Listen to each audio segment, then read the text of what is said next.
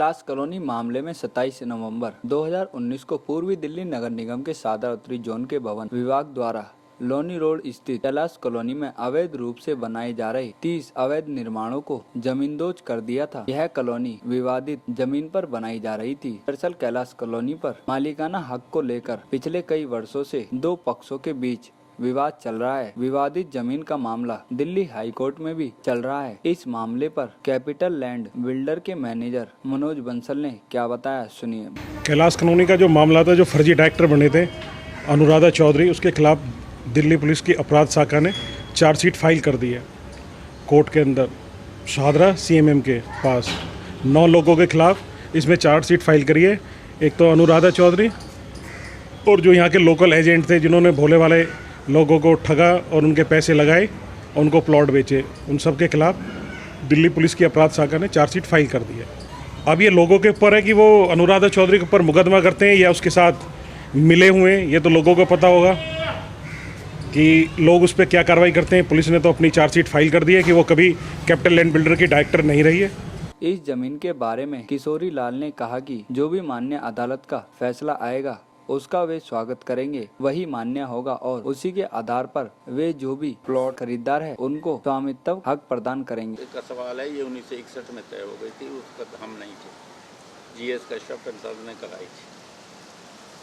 हमने 1966 में उनसे लॉक स्टॉक एंड बैरल ले ली थी, लेकिन उसमें हमने जो कायदा था उसके अंदर में से हम सिर्फ सड़क बना सकते थे, सीवर डाल सकते थे, बेच नहीं सकते थे, कॉर्पोरेशन कमिश्नर की कंडीशन। उसके बाद में डेवलपर होती रही, फिर DDA को ट्रांसफ़र होगी, डेवलपमेंट एरिया, और DDA में अल्टीमेटली ज़मीन भी एक्सचेंज करके हमारे से अपनी एक्सचेंज की, उन्होंने हमारे से ली।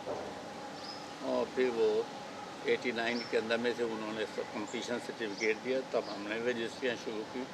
वो हमने 33 प्लाट वालों को रजिस्ट्री कर दी। हमने माना, कोर्ट में भी माना, कॉर्पोरेशन में भी माना, जब भी को कहते हैं उस पर माना।